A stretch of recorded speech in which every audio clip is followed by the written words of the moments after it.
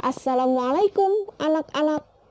Sebelum kita mulai materi kita pada pembelajaran hari ini, jangan lupa fokus perhatikan baik-baik materi yang akan Bu Ana berikan kepada kalian. Ingat, Bu Ana ingin fokus kalian, perhatian kalian, perasaan kalian, pandangan kalian, pikiran kalian semua terfokuskan hanya untuk Bu Ana. Kenapa?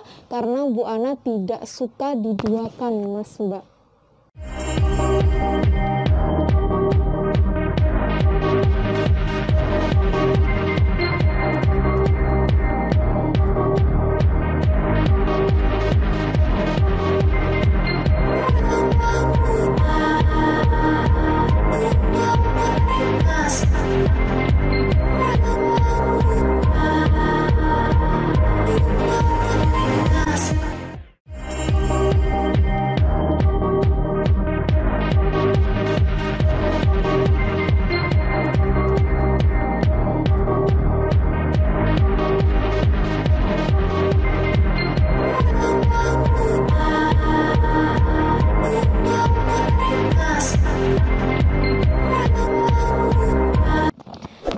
Assalamualaikum warahmatullahi wabarakatuh. Bagaimana kabarnya anak-anak kelas 9D, 9E, dan 9F SMP Negeri 25 Surabaya. Mas Mbak, kita berjumpa lagi dalam pembelajaran pendidikan agama Islam dan budi pekerti, tentunya bersama Bu Ana. Oke.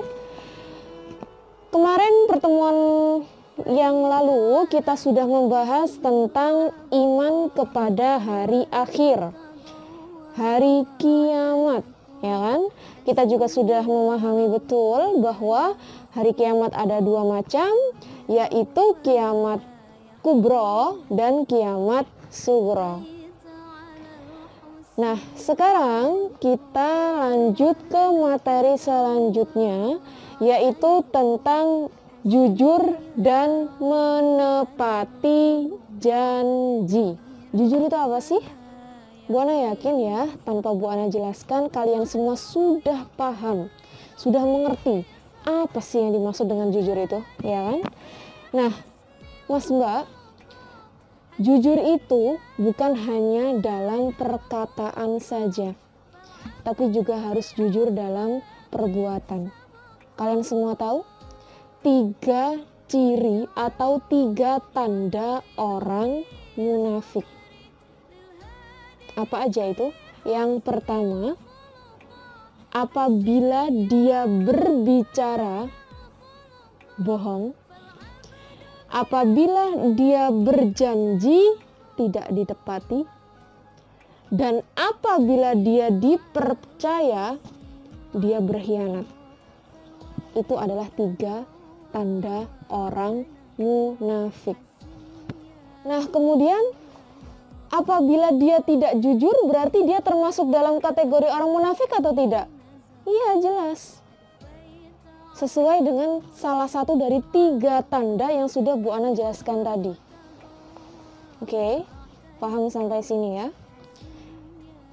Yang jelas yang perlu kalian ketahui adalah jujur tidak hanya dalam perkataan, tapi kalian juga harus jujur dalam perbuatan. Contohnya, ketika dalam suatu kelas, ya, ketika kalian dalam suatu kelas, kemudian kalian, ini contoh kecil aja Mas, melihat sebuah pulpen milik teman kalian, kemudian kalian mengambil pulpen itu tanpa meminta izin kepada yang punya, itu namanya apa? Mencuri atau minta atau pinjam? Pinjam Bu, tapi nggak ngomong, sama saja namanya mencuri. Di mana-mana orang yang pinjam itu harus ada izin dari seseorang yang memiliki sesuatu hal yang ingin dia pinjam. Faham? Nah, orang yang jujur tidak jauh dari orang yang suka menepati janji. Seperti yang Bu Ana katakan. Yang pertama kita bahas kali ini adalah tentang jujur dan menepati janji. Salah satu dari tanda ciri orang munafik tadi adalah apabila dia berjanji, dia mengingkari. Nah, kalau dia adalah orang yang menepati janji, berarti dia bukan termasuk dalam kategori orang munafik. Paham? Kalau kamu termasuk dalam orang yang tidak jujur, dan ditambah lagi kalian tidak pernah menepati janji, fix kalian adalah orang yang munafik. Jadi berusahalah kalian untuk menjauhi dari perkara hal yang tidak jujur dan perkara yang membuat kalian menjadi orang yang tidak menepati janji. Paham? Kenapa? Karena sekecil apapun perbuatan kalian itu pasti akan ada balasannya, Mas Mbak. Kalian berbohong sekecil apapun itu pasti akan ada balasannya. Contoh lagi, ketika di dalam kelas ada pulpen, bukan milik kalian, milik teman kalian. Kalian tidak izin, tidak bilang, tiba-tiba kalian ambil pulpen itu, kemudian kalian tulis atau membuat coretan hanya satu titik saja. Hanya satu titik gitu aja. Itu sudah harus dipertanggungjawabkan. Berarti kalian sudah mencuri satu titik tinta milik teman kalian, dan itu harus dipertanggungjawabkan. Apalagi kalau pulpen hasil curian milik kalian itu tadi kalian gunakan untuk menulis ilmu, menulis tugas, menulis materi yang diberikan oleh guru kalian. Wallahu a'lam, hanya Allah yang tahu apakah hasil yang kalian tulis tadi itu bermanfaat, berkah atau tidak untuk kalian, atau malah justru memperbanyak dosa kalian. Semakin banyak yang kalian tulis, semakin banyak dosa kalian. Kenapa? Karena pulpen yang kalian gunakan tadi bukan milik kalian. Pulpen yang kalian gunakan tadi pulpen milik orang lain yang orang itu belum tentu memberikan izin kepada kalian agar kalian bisa menggunakan pulpen tersebut. Paham? Allah Maha melihat, Allah Maha mengetahui. Jangan kemudian Allah kalau sing ngerokok, tidak. Kalian salah besar. Allah Maha tahu, apapun gerak-gerik kalian Allah tahu. Bahkan sesuatu yang belum kalian lakukan pun kalian sudah punya niat, Allah juga sudah tahu. Sesuatu yang masih ada dalam pikiran kalian belum kalian lakukan, Allah sudah tahu. Paham? Jadi jangan kalian berpikir kalian bisa terbebas dari apapun yang sudah kalian lakukan dengan sengaja dan dengan sadar. Kalian tahu bahwa itu salah tapi kalian tetap melakukannya. Dalam Qur'annya surat Al-Ahzab ayat 70 Allah berfirman, A'udzu billahi minasyaitonir rajim. Bismillahirrahmanirrahim. Ya ayyuhalladzina amanu taqullah. Alladzina amanu taqullaha wa qulu qawlan sadida. Shadaqallahul azim. Yang artinya, wahai orang-orang yang beriman, bertakwalah kepada Allah dan ucapkanlah perkataan yang benar. Quran surah Al-Ahzab ayat 70.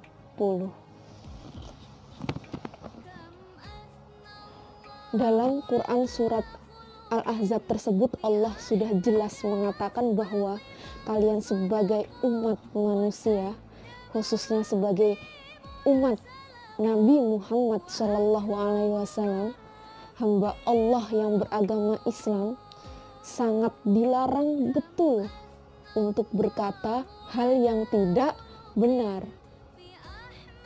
Bukan hanya dalam tutur kata, tapi juga dalam perbuatan. Sangat dilarang bagi kalian untuk melakukan perkara yang tidak benar.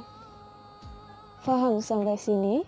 Jangan lupa like dan subscribe ya, agar kalian tidak ketinggalan materi-materi Bu Ana selanjutnya, supaya kalian bisa langsung simak materi apa sih yang akan Bu Ana share selanjutnya. Oke, next selanjutnya kita akan bahas materi yang selanjutnya, yaitu tentang hormat dan taat kepada orang tua dan guru. Mas Mbak, dalam Quran surat Luqman ayat 14 Allah berfirman, A'udzu billahi minasyaitonir rajim. Bismillahirrahmanirrahim. Wa wasainal insana biwalidayhi hamalathu ummuhu wahnan ala wahnin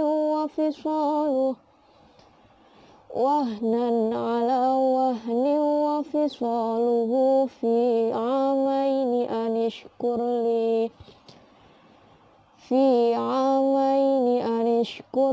wa liwalidayka ilayyal masir. Shadaqallahul azim.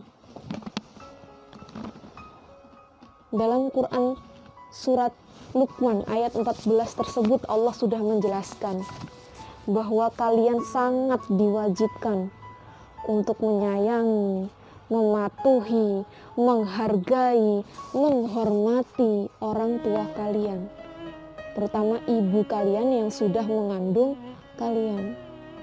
Mas Mbak, kalian tidak mengerti bagaimana perjuangan orang tua demi kalian. Kalian tidak tahu bagaimana perjuangan orang tua kalian untuk kalian. Mereka banting tulang mencari uang. Mereka berdoa semalaman hanya untuk kalian. Mereka mencari uang untuk kesejahteraan kalian.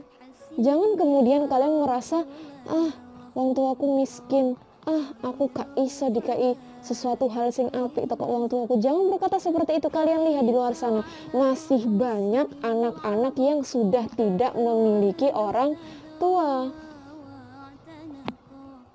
Harusnya kalian bersyukur masih diberi kelengkapan lengkap kedua orang tua, atau bahkan mungkin di antara kalian ada teman kalian, atau di antara kalian juga ada kalian sendiri yang sudah tidak memiliki orang tua.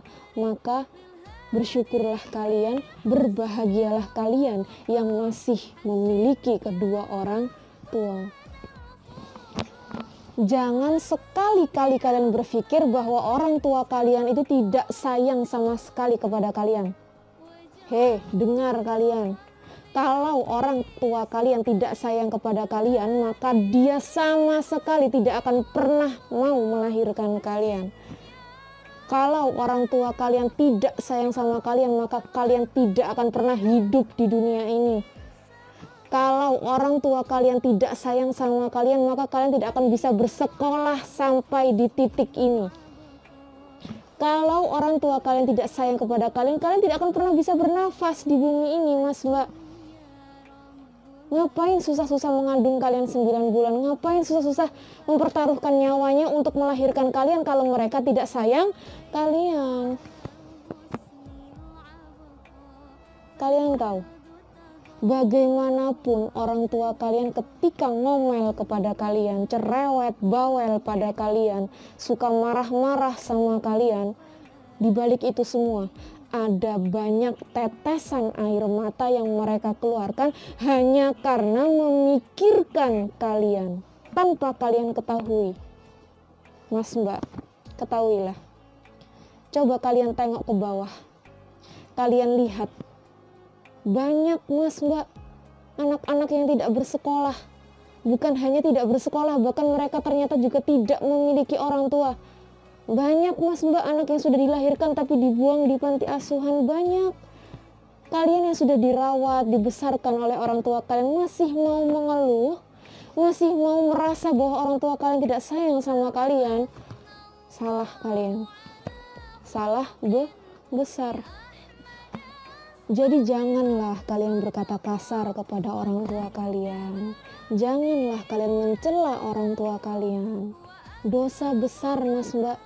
Hanya kalimat kata ah saja itu sangat dosa besar. Wajib bagi kalian menghormati orang tua kalian karena mereka yang sudah bersusah payah membesarkan kalian. Paham? Oke. Next, selanjutnya adalah tentang guru kalian. Selain ada orang tua kalian yang harus kalian hormati, maka ada sosok lain yang istimewa. Sosok lain yang luar biasa selain orang tua kalian. Siapakah dia? Dia adalah guru kalian. Orang tua nomor 2 setelah orang tua kandung kalian. Mas Mbak ketahuilah, sekecil apapun ilmu yang sudah diberikan dari guru kalian kepada kalian,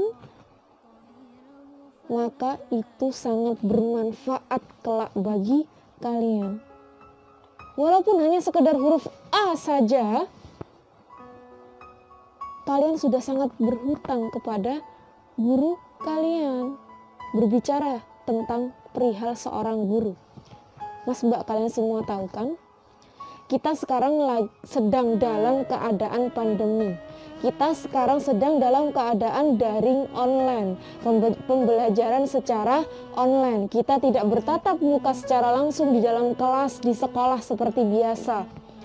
Tapi kalian berada di rumah, melakukan SFH, dan kami sebagai guru-guru kalian berada di sekolah untuk memantau pembelajaran online kalian.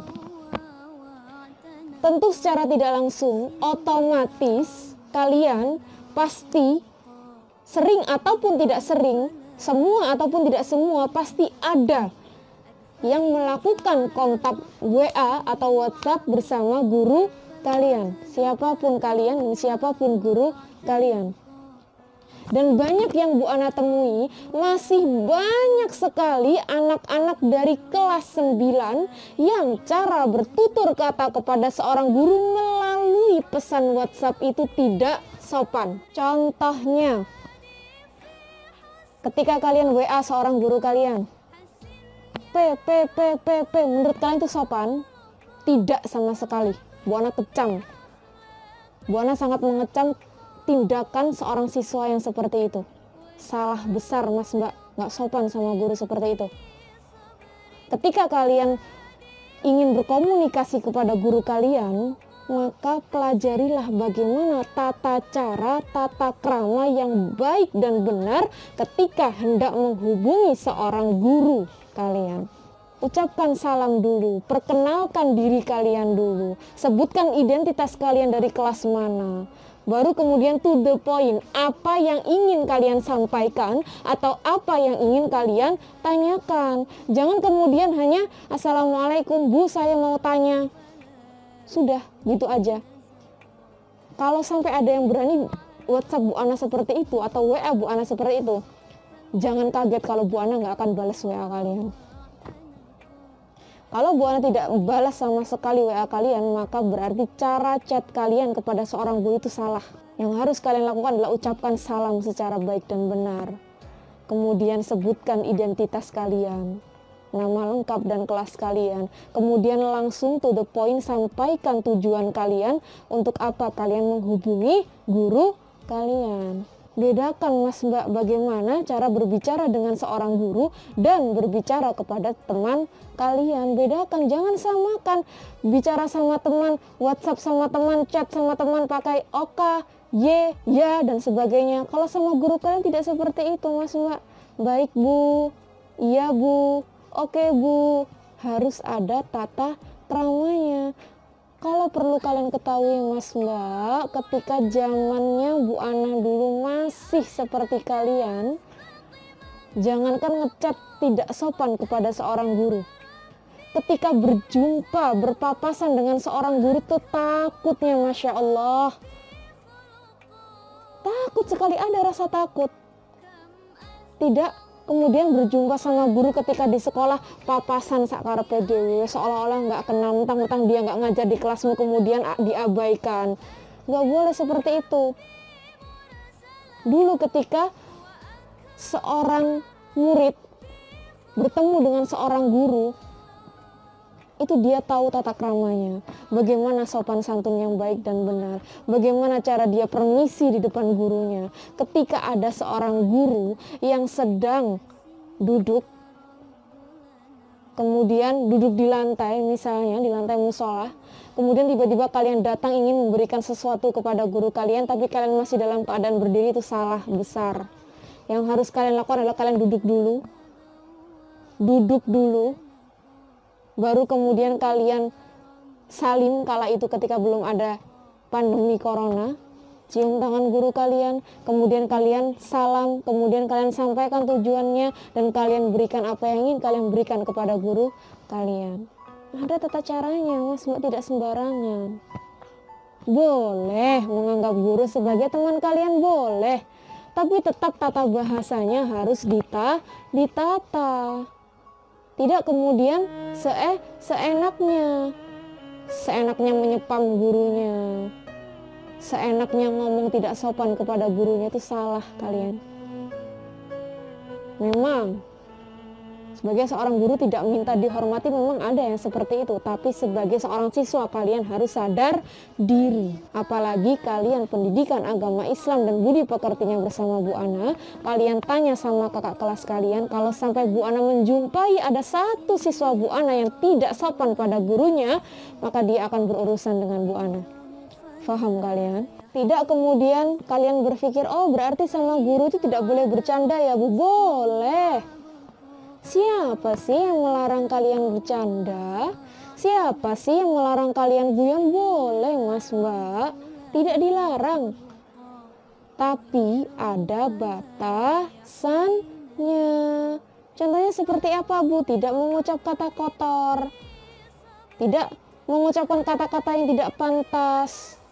Bisa membedakan mana perkataan yang pantas ketika guyon bersama guru dan mana perkataan yang pantas biasa diucapkan kepada seorang teman. Seperti itu Mas Mbak.